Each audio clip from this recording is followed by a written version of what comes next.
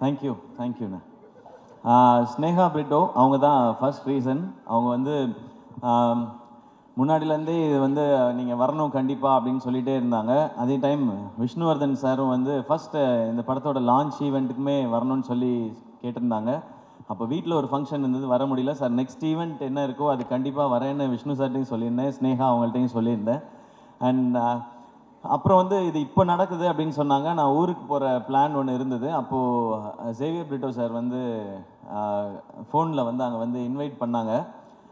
அப்போயே வந்து நான் ஏதாவது சொல்லிடலாம் சார், நான் ஊருக்கு போகிறேன்றதை சொல்லிடலான்னு நினச்சேன். பட் அவங்க சொன்ன ஒரு விஷயம் வந்து எனக்கு ரொம்ப பிடிச்சிருந்தது. பிரிட்டோ சார், இந்த படம் பண்ணியிருக்கோம், நீங்கள் இந்த ஈவெண்ட்டுக்கு வரணும் எல்லாம் சொல்லிவிட்டு, அவங்களுக்கு ஒரு பேஷன் இருக்குது சார், என் பொண்ணுக்கும் சரி என்னுடைய சன்னின்லாக்கும் சரி ஒரு பேஷன் இருக்குது, ஒரு ஆசை இருக்குது, அதுக்காக நான் இது பண்ணணும்னு நினைக்கிறேன் சார்ன்னு சொல்லி சொன்னாங்க. ஓகே, அவங்க பேஷனுக்காக இவ்வளோ பண்ணணும்னு நினைக்கிறாங்க அப்படின்னு நினைக்கும்போது கண்டிப்பாக நம்ம அதில் ஒரு பார்ட்டாக இருக்கணும்னு நினச்சேன். ஏன்னா அவங்க ஈஸியாக சொல்லியிருக்கலாம், இது எதுக்கு நமக்கு, இது வேண்டாம், நமக்கு தான் இவ்வளோ பிஸ்னஸ் இருக்குது, அதெல்லாம் பார்க்கலான்னு சொல்லியிருக்கலாம். இல்லை, அவங்களுக்குன்னு ஒரு கனவு இருக்குது, அந்த கனவுக்கு நம்ம சப்போர்ட் பண்ணணுன்னு நினைக்கிறதுன்றது ஒரு ரொம்ப பியூட்டிஃபுல்லான ஒரு தாட் அது. அண்ட் அதை தாண்டி சேவியர் பிரிட்டோ சாரை பற்றி நிறைய நான் கேள்விப்பட்டிருக்கேன் இதுக்கு முன்னாடி, எவ்வளவு நல்ல மனிதர் அப்படின்னு சொல்லி. அது நிறைய விஷயங்கள் சொன்னாங்க. அவங்க ஒவ்வொருத்தட்டையும் பழகிற விதம், அவங்க தொழிலில் அவங்க காட்டுற அக்கறை, மற்றவங்களுக்கு கொடுக்குற மரியாதை, அவங்களுக்கு எவ்வளோ பணம் என்ன வந்தாலுமே அவங்க ஒரு ஹியூமனாக ரொம்ப நல்ல மனிதர்னு சொல்லி அவங்கள பற்றி நான் நிறையா கேள்விப்பட்டிருக்கேன் சார். அது மிக முக்கிய காரணம் சார், இன்றைக்கி இந்த மேடைக்கு நான் வரணும்னு நினச்சதுக்கு, இந்த ஃபங்க்ஷனுக்கு வரணும்னு நினச்சதுக்கு. ஏன்னா நம்ம லைஃப்பில் வந்து எல்லா உறவுகளையுமே வந்து நம்ம அதிகமாக எங்கேயாவது ஒரு சான்ஸ் கிடைக்கும்போது நம்ம பேசிடுவோம். அப்பா, அம்மா, அண்ணன், தம்பி, அக்கா, தங்கச்சி, இல்லை ஃப்ரெண்ட்ஸ் அப்படி இருந்தால் கூட பேசிடுவோம். ஆனால் இந்த மாமனாருன்ற ஒரு கேரக்டர் வந்து ரொம்ப முக்கியமான கேரக்டர் எல்லார் லைஃப்லேயும். அது வந்து நிறைய பேருக்கு ரொம்ப ஸ்பெஷலான ஒரு உறவாக இருக்கும். அது ஆகாஷ் பிரதர் உங்களுக்கு அப்படி அமைஞ்சிருக்கு. உங்களுக்கு சினிமா பண்ணணும், பெரிய ஃபிலிம் பண்ணணும் அப்படின்ற ஆசை உங்களுக்கு நிறைய இருக்குது. அதை சப்போர்ட் பண்ணுறதுக்கு சார் மாதிரி ஒரு மாமனார் உங்களுக்கு கிடச்சிருக்காங்க. நீங்கள் செய்ய வேண்டியது ஒன்று தான், உங்ககிட்ட இருக்க அவ்வளோ உழைப்பையும் கொட்டிடுங்க. எவ்வளோ உழைப்பை கொட்ட முடியுமோ கொட்டிடுங்க. தமிழக மக்கள் உங்களை அள்ளிப்பாங்க. உங்கள் அப்பா கொடுத்த இடத்த உங்களுக்கு கண்டிப்பாக கொடுப்பாங்கன்னு நினைக்கிறேன் நான். ஏன்னா ஃபர்ஸ்ட் ஃபிலிம் வந்து ஒரு எக்ஸ்பெரிமெண்ட்டாக பண்ணலாம், இந்த அளவில் பண்ணலாம், இப்படி பண்ணலாம் அப்படி நினைக்காம லான்ச்சே இவ்வளோ பெருசாக இருக்கணும்னு நினச்சி இப்படி ஒரு ஃபென்டாஸ்டிக்கான டைரக்டரை தேடி பிடிச்சி இப்படி ஒரு படம் பண்ணணுன்னு நினைக்கிறாங்க. ஸோ நீங்கள் அவங்களுக்கு திருப்பி கொடுக்க வேண்டியது ஒன்று தான், உங்களுடைய உழைப்பும் சக்ஸஸும் மட்டும்தான். அதை பார்த்தா அவங்க ரொம்ப ஹாப்பியாக இருப்பாங்கன்னு நினைக்கிறேன். அது இந்த படத்தில் நடக்கும்ன்ற நம்பிக்கையும் எனக்கு இருக்குது. இந்த ட்ரெய்லர் எனக்கு அன்றைக்கி வீட்டில் வரும்போது காமிச்சாங்க, இந்த சாங்ஸ்லாம் கேட்கும் பொழுது. ஏன்னா எனக்கு என் மாமனார் ரொம்ப ஸ்பெஷல். எனக்கு பொண்ணு கொடுத்ததே பெரிய விஷயம். ஏன்னா நான் என்னோடய தாய் மாமா தான் அவங்க. இருந்தாலும் எனக்கு வந்து நிரந்தரமான வேலையோ அதெல்லாம் எதுவும் இல்லை. டெலிவிஷனில் இருந்த காம்பேரர் ஒரு எபிசோட் பண்ணால் 4500 ரூபாய் கிடைக்கும். இப்போ பாலா, ஏஞ்சலின்லாம் நிறைய வாங்குறாங்க இப்போ விஜய் டிவியில். ஏன்னா விஜய் டிவி வளர்ந்துருச்சு. இவங்க இந்த ஈவெண்ட்டுக்கே எனக்கு தெரிஞ்ச லட்சத்தில் தான் வாங்கியிருப்பாங்கன்னு நினைக்கிறேன். ஸோ அப்போல்லாம் 4500 ரூபா தான் கொடுப்பாங்க. ஸோ பரவாயில்ல. ஆனால் எங்கள் மாமனார் என்ன சொன்னார்னா, அவன் ஏதோ ஒன்று பண்ணணும்னு நினைக்கிறான், மெட்ராஸ்க்கு போய் சர்வை பண்ணுறதே பெரிய விஷயம், அவன் சினிமாவுக்கு போகணுன்னு நினைக்கிறான், சப்போர்ட் பண்ணுவோன்னு சொன்னாங்க. எனக்கு இன்றைக்கி மேடை பார்க்கும் பொழுது நான் என் மாமாவுக்கு, மனோர் மாமாவுக்கு தேங்க்ஸ் சொல்லணும்னு நினைக்கிறேன். இந்த மேடையில் அவங்க தான் என்னை தைரியமாக சப்போர்ட் பண்ணது. போடா, ஏதாவது ஒன்று முயற்சி பண்ணுறான், அவன் பண்ணணும்னு நினைக்கிறான், பண்ணுறா, பார்த்துக்கலான்னு சொல்லி. ஏன்னா அவருக்கு வந்து ஒரு 43 வயசில் எங்கள் மாமாவுக்கு ஹார்ட் அட்டாக் வந்துடுச்சு. அப்போ அவர் பிஸ்னஸ் எல்லாம் விட்டுட்டார். ஏன்னா அவருக்கு 2 பொண்ணு, அந்த 2 பொண்ணுங்களை பார்த்துக்கணும். அந்த டைம் தான் எங்கள் அப்பா இறந்துருந்தாங்க.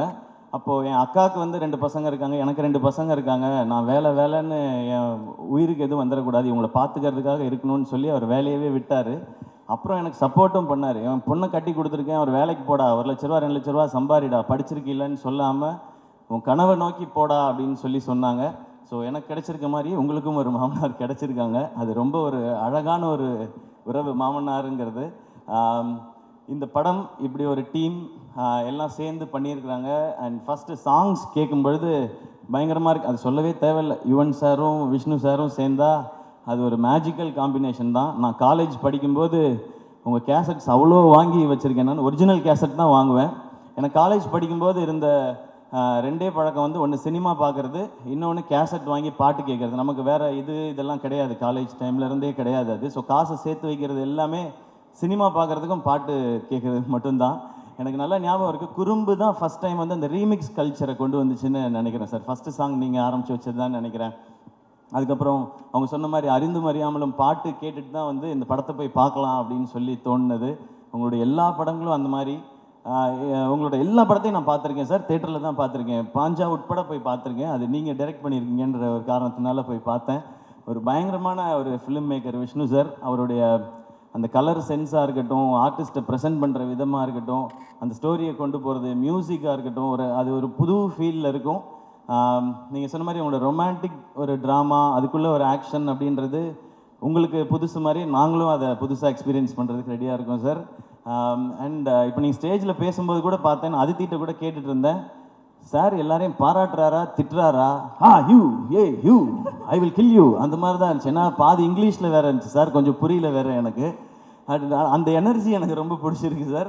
அது உங்களுடைய படங்கள்லேயும் இருக்குது. இந்த படம் இன்னும் ஸ்பெஷலாக இருக்கும். அண்ட் ஷேர்ஷா ஒரு அமேசிங்கான ஃபிலிம். நான் சார் அன்றைக்கி பார்க்கும்போது கூட சொன்னேன், அமரன் வந்து ஃபஸ்ட்டு அந்த டீசர் ட்ரெய்லர்லாம் வரும்போது தமிழ் சினிமாவிலேருந்து ஒரு ஷேர்ஷா அப்படி தான் சொன்னாங்க. ஒரு அப்படி ஒரு ஷேர்ஷா மாதிரி ஒரு படம் எடுத்துகிட்டு அதுக்கு வேறு ஒரு கான்ட்ராஸ்ட்டாக இப்போ நேசிப்பாயான்னு ஒரு ஃபிலிம் எடுத்துருக்குறாங்க சார். ஸோ ஷேர்ஷா என்ன பண்ணிச்சோ மேஜிக் அது இந்த நேசிப்பாயா இங்கே இப்போ பண்ணோம் நம்புறேன் சார். ஒரு ஃபென்டாஸ்டிக்கான release date Jan 14 Pongal. And Akash bro உங்களுக்கு ஃபஸ்ட் ரிலீஸே வந்து பொங்கல் ரிலீஸாக அமைஞ்சிருக்கு. ஸோ எல்லாமே கரெக்டாக செட் ஆகிருக்குன்னு நினைக்கிறேன். ஒரு பெரிய சிக்ஸராக அடிச்சிருங்க, ஸ்டேடியமுக்கு வெளியே பால் போய் விழுகிற மாதிரி நடந்துடணும்னு நினைக்கிறேன். அண்ட் அதித்தி, இப்போ அதித்திட்ட சொல்லிட்டு இருந்தேன், தொடர்ந்து இந்த மாதிரி ஒரு ஸ்ட்ராங் ரோல்ஸ் இருக்கிற ஃபிலிம்ஸாக கண்டினியூஸாக பண்ணுங்கள். இன்னும் ஸ்பெஷலான ஃபிலிம்ஸ் எல்லாம் இன்னும் நிறையா இதே மாதிரி பண்ணுங்கள். இன்னும் உங்களோட எல்லா டைமென்ஷன்ஸும் தெரியட்டும் ஸ்க்ரீன்லன்னு சொல்லி அவங்கள்ட்ட ஒரு செம்ம எனர்ஜி இருக்குது. அது இன்னும் இந்த மாதிரி நல்ல டிரெக்டர்ஸ் இந்த மாதிரி சூப்பர் ஃபிலிம்ஸ் வரும்போது அதெல்லாம் வெளியில் தெரியும்னு நினைக்கிறேன். Best wishes Aditi. நானும் கரெக்டாக பேசிட்டேன்னா? ஓகேவாக தான் பேசியிருக்கேன்னா? அவ்வளோதான் பொய் சொல்ல வருது அதித்தி, அதுக்கு மேலே வர சார் சொல்கிறேன். பட் அண்ட் சரத் சார் வந்து அவரோட இன்னும் நான் நடிக்கிறதுக்கான வாய்ப்பு எனக்கு இன்னும் கிடைக்கல. சரியான ரோல் இன்னும் அவருக்கான ரோலை எழுதலைன்னு நான் நினைக்கிறேன். ஏன்னா அவருக்கு என்ன மாதிரி ரோல் கொடுக்கணும்னு தெரிய மாட்டேது. இன்னும் எங்கே அப்படியே தான் இருக்கார் சார். நீங்கள் வேறு ஸ்டேஜில் ஏஐ பட பாட்டெல்லாம் ஞாபகப்படுத்திட்டீங்க.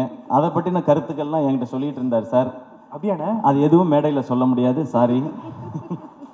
நீங்கள் வேணால் முன்னாடி ஷூட் பண்ணியிருப்பாங்க, அது அண்ணெல்லாம் நல்லா அப்படி கிட்ட ஜூம் பண்ணி ஷூட் பண்ண லிப் ரீடிங்கில் கண்டுபிடிச்சிக்கங்க நீங்கள்.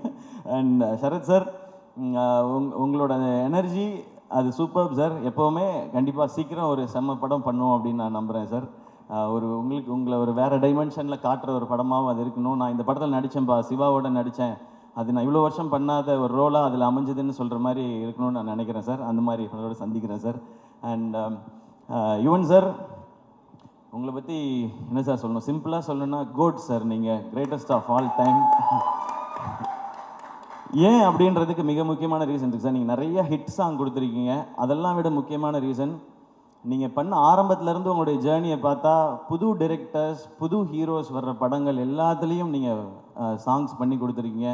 அது சின்ன படம் பெரிய படம் பார்க்காம, பெரிய டைரக்டர் சின்ன டைரக்டர் பார்க்காம, பெரிய ஹீரோ சின்ன ஹீரோ பார்க்காம என்னை நம்பி வரீங்க. இந்த கதை எனக்கு பிடிச்சிருக்கு, நான் இதுக்கு நல்ல சாங் கொடுக்குறேன்னு சொல்லி எல்லாருக்கும் ஒரே மாதிரி ஹிட் சாங் கொடுத்துருக்கீங்க சார். அது மேபி அது அப்பாட்டிருந்து வந்ததுன்னு நினைக்கிறேன், அது பிளட்டில் இருக்குதுன்னு நினைக்கிறேன். அதனால தான் எனக்கு சொல்லணும்னு தோணுது sir. Your greatest of all time. Maybe நீங்கள் வந்து பியாண்ட் டைம்னு நினைக்கிறேன் சார். உங்களோட அவ்வளோ பாட்டு நான் இன்னொரு எங்கள் பட ஃபங்க்ஷன்லேயும் சொன்னேன், ஹீரோ ஃபங்க்ஷன்லேயும்.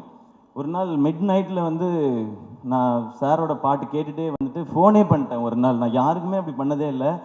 சார் நான் உங்கள் முத்துக்குமார் சார் காம்பினேஷனை நான் மிஸ் பண்ணுறேன் சார் அப்படின்னு சொல்லி. பட் இன்றைக்கி இந்த சாங்ஸை கேட்கும்பொழுது உங்களோட அந்த வின்டேஜ் வைப் இருந்து சார். இதில் இந்த மாதிரி இன்னும் நிறைய சாங்ஸ் நாங்கள் வெயிட் பண்ணுறோம் சார். நீங்கள் கொடுத்துட்டே இருக்கணும் சார். கேட்குறதுக்கு நாங்கள் இந்த மாதிரி லட்சக்கணக்கான கோடிக்கணக்கான பேர் வெயிட் பண்ணிட்டே இருக்கோம் சார். உங்களை ஏன்னா என் காலேஜ் டைம் சார். உங்களோட நீங்கள் ஆரம்பித்து நீங்கள் பிளாக் பஸ்டர் ஆல்பம்ஸ் கொடுத்த டைம்லாம் என்னுடைய காலேஜ் டைம். ஸோ நீங்கள் இந்த மாதிரி விஷ்ணு சார் எல்லாரோடையும் ஒர்க் பண்ணும்போது அந்த சாங்ஸ்லாம் எங்களுக்கு நீங்கள் எல்லாரையும் கேட்கும்போது என்ன கேட்டிருந்தா நான் சிச்சுவேஷன் சாங்காக சொல்லிக்கிட்டே இருந்திருப்பேன் சார். நாங்கள் அப்படி அந்த பாட்டெல்லாம் கேட்கும்போது, இப்போ பாட்டை கேட்கும்போதும் எங்கள் காலேஜில் அந்த டிபார்ட்மெண்ட்டில் படித்த அந்த பொண்ணு அவள் போகும்போது எனக்கு இந்த பாட்டு தானே ஞாபகம் வந்துச்சு அப்படி தோணும் சார். அது we always love you sir. We always love you and thanks for all the lovely tracks sir. இந்த படத்துலையும் சூப்பராக இருந்தது. அண்ட் நான் வேறு யாரையும் மிஸ் பண்ணலன்னு நினைக்கிறேன். இல்லை ஓகே, நேசிப்பாயா எல்லாரும் தேட்டரில் வந்து பாருங்கள். இந்த மாதிரி ஃபிலிம்ஸ், இந்த மாதிரி ஜானர்ஸ் கண்டினியூஸாக ஹிட் ஆனால் இந்த மாதிரி படங்கள் இன்னும் நிறைய வரும். அண்ட் நிறைய ஹாலிடேஸ் இருக்குது.